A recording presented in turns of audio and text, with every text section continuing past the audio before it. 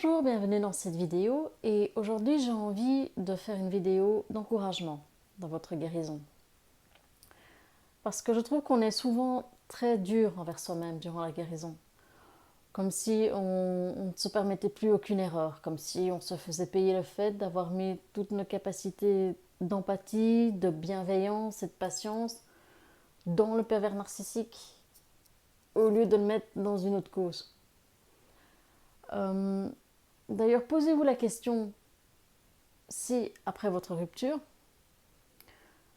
vous avez été bienveillante envers vous-même. Est-ce que vous vous êtes remercié d'avoir pris cette décision de rompre ou d'être passé au-dessus de votre peur et d'avoir eu le courage de rompre? Est-ce que vous vous êtes fait un petit cadeau pour ça? Quand je dis petit cadeau, je ne veux pas dire nécessairement s'acheter quelque chose. Est-ce que, par exemple, vous vous êtes remercié avec un petit massage ou en allant au terme? Donc posez-vous la question, qu'est-ce que vous avez fait en fait comme signe de bienveillance et de gratitude pour avoir été capable de faire ça? Donc aujourd'hui, j'ai envie de vous dire que si vous regardez cette vidéo, c'est que c'est peut-être un jour sans. C'est peut-être un jour qui est difficile, c'est peut-être un jour où il y a eu des discussions par SMS, c'est peut-être un jour où justement c'est peut-être un anniversaire spécial. Et voilà, vous vous sentez pas bien, ou vous sentez que vous stagnez dans votre guérison. Donc je vais vous donner un exercice à faire, c'est que vous respirez, vous expirez, très bien. Vous soufflez et vous mettez votre main sur le cœur. Vous pouvez le faire même si vous êtes dans un transport en commun. Vous remettez un petit peu voilà, votre veste, votre pull. Voilà, vous mettez votre main sur le cœur. Et vous vous dites, tout va bien, je gère. Allez-y, tout va bien, je gère. Car oui, vous gérez. Ce que vous sentez, les périodes de up and down, c'est normal. Toutes les personnes qui sont passées par là vous le diront, c'est tout à fait normal. Pas de panique. Vous n'êtes pas un cas irrécupérable. Tout se passe bien. N'oubliez pas une chose, c'est qu'une rupture est déjà difficile. Mais vous avez rompu avec un pervers narcissique. Donc, quand même, quoi. Et surtout qu'une relation avec un pervers narcissique ou une pervers narcissique, ça laisse des traumatismes. C'est pas pour rien si on parle de stress post-traumatique. C'est que vraiment, vous avez subi un traumatisme. Donc prenez conscience de ça. Donc doucement, n'allez pas trop vite dans votre guérison. Prenez le temps, pour une fois, de vous guérir bien. De bien vous connaître, de bien comprendre vos fonctionnements. Voilà, laissez les choses aller. Tout se passe bien. D'accord ? Alors, si par exemple vous êtes dans une période où vous dites voilà, le non-contact, j'y arrive pas. C'est trop difficile pour moi, j'y arrive pas. Et voilà, je ne conçois pas qu'après autant d'années comme ça, le non-contact, hop, on coupe les liens. C'est comme si, bah oui, symboliquement, la personne, elle était morte pour vous. C'est le principe du non-contact. C'est que, symboliquement, la personne, elle est morte. Si vous avez des problèmes avec le non-contact, allez-y progressivement. Par exemple, aujourd'hui, dites-vous, bah, je ne réponds qu'à 3 messages par SMS. Alors quand on voit le nombre de messages qu'on s'envoie durant la rupture ou après la rupture, 3 messages, c'est rien. On est d'accord. 3 messages, basta. Faites-vous cette promesse et tenez-la. Tenez-la parce que c'est aussi une façon pour vous de récupérer un petit peu de confiance en vous. Et diminuez par semaine. Ok, la semaine prochaine, eh bien, je vais faire que 2 messages.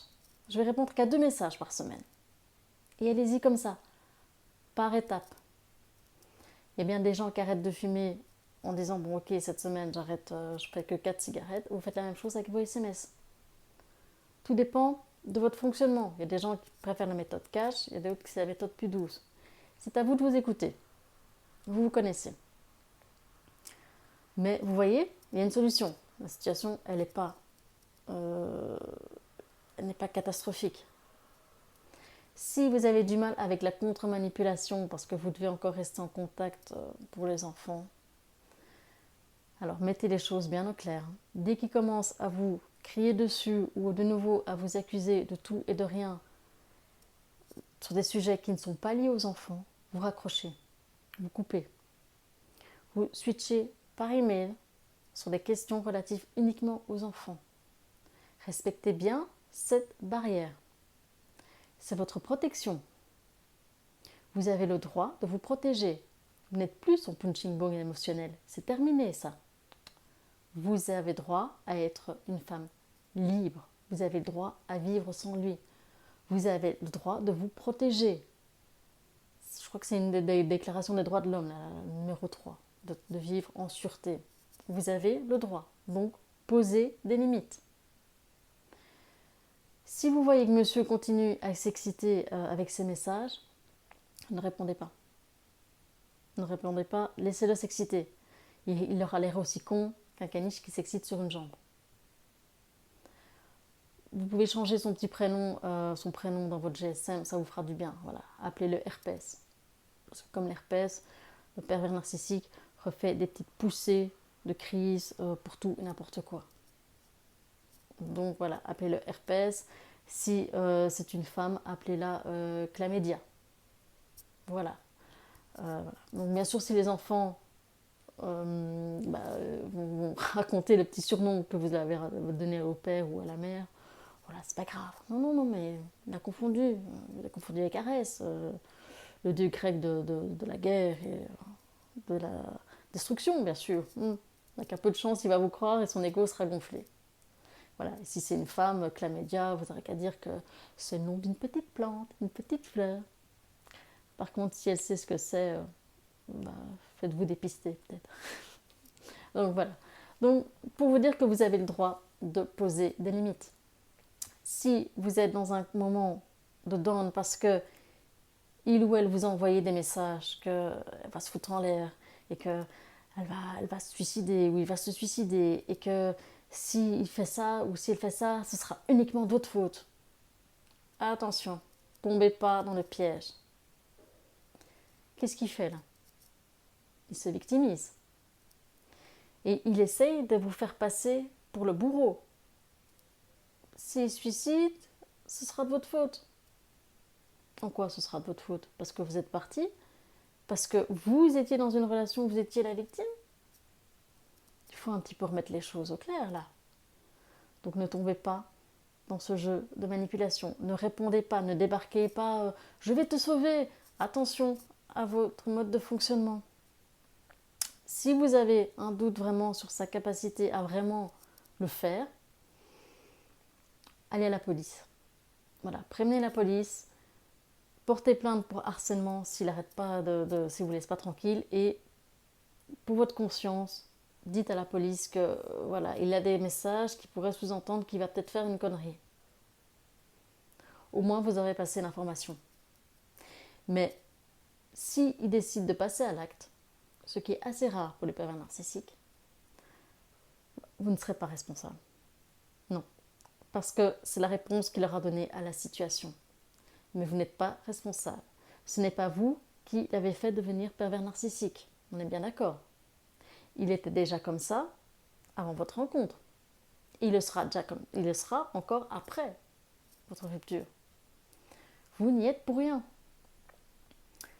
Les techniques qu'il a utilisées avec vous, il ne faut pas se voiler la face. Il va les améliorer, mais il va encore les utiliser sur d'autres femmes.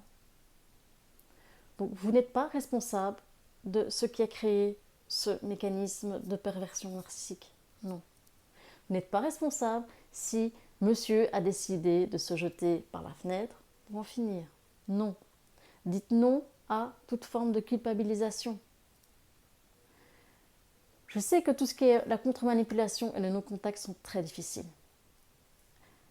Mais honnêtement, vous êtes à combien d'heures de discussion là? Combien de SMS ont déjà été envoyés depuis votre rupture? Combien? Des heures, des milliers d'heures. Et au final, est-ce que vous avez avancé dans ces discussions?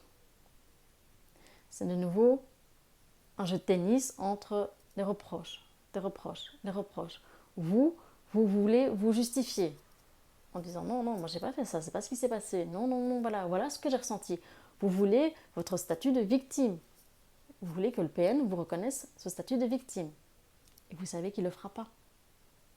Avec toutes ces heures de discussion, il ne l'a jamais reconnu.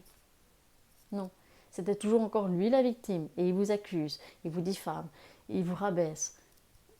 Donc, à quoi ça sert de discuter avec quelqu'un qui n'a pas la même vision du monde que vous? Vous parlez à un mur là. Il n'y a pas d'échange, il n'y a pas de retour, il n'y a que des accusations. Donc, laissez tomber. C'est pour ça, celles qui sont encore dans un mode de vengeance, mais vous pensez vengeance par rapport à ce qui vous atteint, à ce qui pourrait atteindre une personne normale, une personne saine. Ça ne va pas atteindre le pervers narcissique. C'est deux mondes complètement différents, c'est des valeurs complètement différentes. Donc, et je sais que c'est difficile parce que ce qui veut dire aussi que votre prince charmant, les moments d'amour que vous pensiez amour, les moments de tendresse, d'affinité que vous pensiez sincère, ça veut dire qu'elle n'existe pas. C'était du fake, c'est du faux. Parce que tous les messages que vous avez, ça, c'est le vrai pervers narcissique. Et je ne parle pas des messages où il essaie de vous manipuler pour que vous retiriez votre plainte ou pour avoir ci ou pour avoir ça. Je parle des messages où il est en colère, où il vous met tout sur la tronche, où vous êtes en plus la cause de tous les maux qui lui arrivent maintenant après la rupture. Donc voilà, si vous faites partie de ces femmes qui ont été accusées que leur voiture tombait en panne à cause de vous, voilà, laissez tomber. Vous êtes déjà accusé avant de tous les maux de la terre et ils vont continuer encore à vous accuser des maux de la terre. Laissez tomber. Prenez bien conscience aussi que finalement, la personne dont vous étiez amoureuse, c'était l'appât. C'était le prince charmant qui vous sortait. Et votre pervers narcissique, il le savait que c'était de cette personne que vous étiez amoureuse. Et finalement, vous étiez amoureuse par intérim, puisque le prince charmant, il venait de moins en moins souvent. Et il revenait bizarrement quand vous menaciez de partir ou vous parliez de rupture. Alors là, bizarrement, il était là. Donc voilà, le prince charmant, c'est pas le PN, c'est pas votre ex. Alors, je voulais aussi parler de quelque chose qu'on m'a souvent rapporté, c'est les crises d'angoisse. C'est la peur de l'extérieur, c'est la peur des autres. On parle souvent de sortir de l'isolement. Donc oui, sortez de l'isolement. Mais c'est normal si vous êtes dans une période où l'extérieur vous fait peur, si les gens vous font peur. Parce que vous êtes peut-être dans un mode déjà où vous dites ok, mais finalement c'est qu'un monde de brutes, c'est qu'un monde de méchants, où tout le monde essaye de se bouffer, où tout le monde essaye de se faire mal. Et calmez-vous. Vous réagissez comme ça parce que votre PN vous a peut-être mis dans le crâne qu'il était là pour vous protéger et que dehors c'était tout des méchants. Que même votre famille, elle était jalouse, elle vous en voulait. Que vos amis, c'est pas vraiment des amis, c'est plutôt de la jalousie où ils vous utilisaient. Donc tout ça, c'était encore la merde que votre PN vous a mis dans la tête. Mais c'est surtout votre manque de confiance en vous qui vous fait penser ça. Alors, il y a eu un avant PN et il y aura un après pervers narcissique. Dites-vous bien que vous êtes en période de changement. Vous n'êtes plus la personne que vous étiez pendant votre relation avec votre pervers narcissique. Et vous n'êtes pas encore la personne que vous allez être à la fin de votre guérison. Vous êtes en évolution. Vous êtes dans la chrysalide avant de devenir un papillon. Donc vous êtes en repli sur vous-même. Et voilà, vous cherchez, vous voulez évoluer. Mais dites-vous bien que cette capacité à dire stop quand quelque chose n'ira pas bien ou vous ressentirez des mauvaises émotions, vous l'aurez. Bien sûr, vous allez rencontrer encore des menteurs, encore des hommes manipulateurs ou encore des femmes manipulatrices ou des femmes qui mentent, peut-être encore des hommes ou des femmes violentes. Voilà, malheureusement, ils font partie de notre société. Mais votre capacité à dire stop, attends, vous l'aurez. Vous n'allez plus rester autant de temps dans une relation comme vous avez vécu maintenant. vous allez dire stop. Parce que après une relation avec un pervers narcissique ou une perverse narcissique, on sait que ce qui compte, c'est les actions et plus le blabla. Et ce qui compte aussi, c'est ce que vous ressentez à l'intérieur de vous. Au début de votre relation avec un pervers narcissique ou d'une perverse, vous avez déjà eu des petits moments où vous dites c'est une réaction bizarre. Ou ben non, pourquoi je dois m'excuser alors que j'ai rien fait de mal? Et pourquoi je dois me rabaisser? Pourquoi est-ce que je suis obligée de dire que je m'excuse alors que j'ai rien fait pour qu'il arrête de me tirer la tronche? Vous aviez déjà ce mode de fonctionnement, vous aviez déjà votre intuition qui était là en disant il y a un truc qui ne va pas. Vous ne l'avez pas écouté parce que vous avez fait confiance à la personne qui était en face de vous. Mais ça, c'est une des leçons que vous allez en tirer après votre relation avec un pervers narcissique, c'est que cool, vous avez la capacité de dire non, maintenant stop, je me sens pas bien dans cette relation, ça ne me convient pas. Quand on dit poser des limites, ça ne veut pas dire devenir dur, ça ne veut pas dire devenir intransigeante, ça veut pas dire votre empathie, vous la mettez à la poubelle. Non, non, non, non. Ne vous fermez pas aux autres. Restez vigilante, protégez-vous, mais ne vous fermez pas aux autres. Parce que vous risquez de passer à côté de belles rencontres et de belles expériences. Et votre PN ne mérite pas ça. Vous avez le droit aussi de faire des rencontres intéressantes, vous avez le droit de vous éclater, vous avez le droit de faire des projets, de rêver, vous avez le droit à tout ça. Donc ne vous fermez pas, allez, sortez, voyez des gens, faites-vous confiance, ça va aller. On est tous et toutes passés par là, les survivantes de relations de perversion narcissique.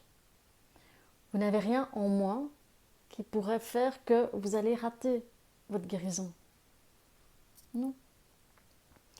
Et voilà, c'est encore cette histoire de est-ce que c'est encore de l'amour que j'ai ou est-ce que c'est de l'emprise. Et je comprends quand vous êtes mal et que vous allez voir les vidéos sur les modes de fonctionnement des pervers narcissiques. Vous en avez tellement vu, tellement d'heures de visionnage que vous êtes au niveau déjà expert sur le sujet de la perversion narcissique. Maintenant, posez-vous la question, quand vous êtes comme ça, dans un moment où ça ne va pas et que vous continuez à regarder ces vidéos, posez-vous la question si, au fond de vous, vous ne cherchez pas la vidéo qui va vous dire que oui, un pervers narcissique, ça peut aimer.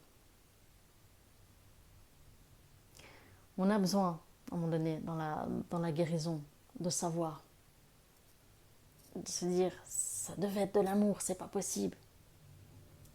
Maintenant, à un moment donné, il faut accepter le diagnostic.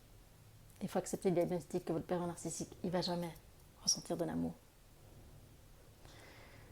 Il faut aussi que vous preniez bien conscience que vous n'avez pas besoin de votre pervers narcissique pour avancer dans la vie. Avec le travail que vous êtes en train de faire sur vous-même, vous n'avez plus besoin de personne pour avancer dans la vie. Fini la dépendance, fini la codépendance. Vous vous guérissez. Et quand vous vous sentez faible par rapport à tout ce qui se passe, vous n'allez pas y arriver, vous n'arrivez pas à arriver de nos contacts, vous n'allez pas arriver à la contre-manipulation. Si, parce que vous êtes forte. Et le plus fort des deux, c'est vous. Parce que vous n'avez pas besoin d'écraser, d'humilier, de rabaisser quelqu'un pour vous sentir vivant. Vous n'avez pas besoin de ça, vous. Donc, au final, c'est qui est le plus fort? Désolée, mais c'est vous. Et oui, il va falloir vivre avec ce statut de « oui, je suis plus forte que le PN ». Oui, avec le recul, je suis même plus maligne que le PN parce que j'ai capté son jeu. Donc, voilà, respirez, faites un geste avec la main sur le cœur ou sur l'épaule et dites-vous, je gère, tout va bien, je gère. Si vous vous sentez mal, regardez une comédie, quelque chose qui va vous changer les idées, mais voilà, n'oubliez pas, tout va bien, je gère. Aussi, une petite précision avant de terminer, beaucoup de femmes me disent parfois « Oui, mais j'ai 3 enfants, qui voudra de moi ?» Oh, et attention à votre discours intérieur là. Qui voudra de vous? Mais en fait, vous n'êtes pas un chien qui attend l'adoption là. Déjà, vous avez 3 enfants, soyez dans la gratitude parce que enfanter, mettre au monde un enfant, c'est un cadeau qui n'est pas donné à toutes les femmes. Prenez conscience de ça. Vos enfants, C'est la plus belle chose. Vous n'avez pas besoin d'être avec un homme pour exister. Non.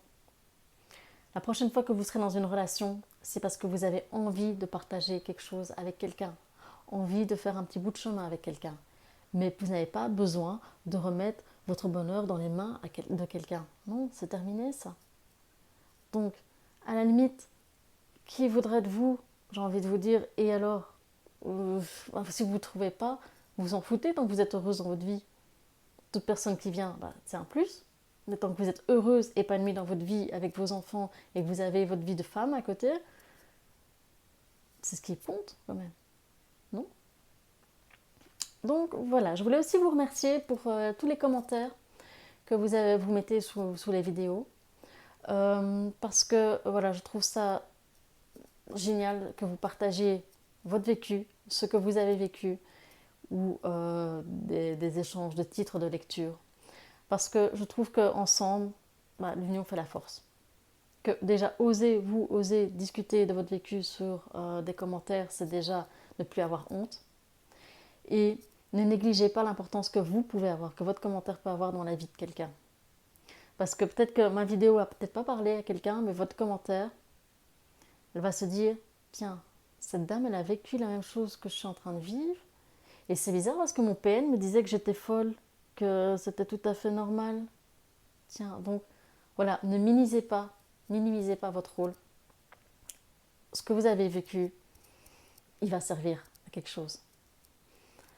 Donc voilà, merci beaucoup. Merci pour tous vos messages d'encouragement. J'essaye de répondre au maximum à tout le monde. Et voilà, tenez bon. N'oubliez pas, vous gérez. Vous allez y arriver. Vous n'avez rien de moins que toutes celles ou tous ceux qui sont déjà passés par là. N'oubliez pas, le meilleur est à venir. D'accord? Courage à vous. À bientôt.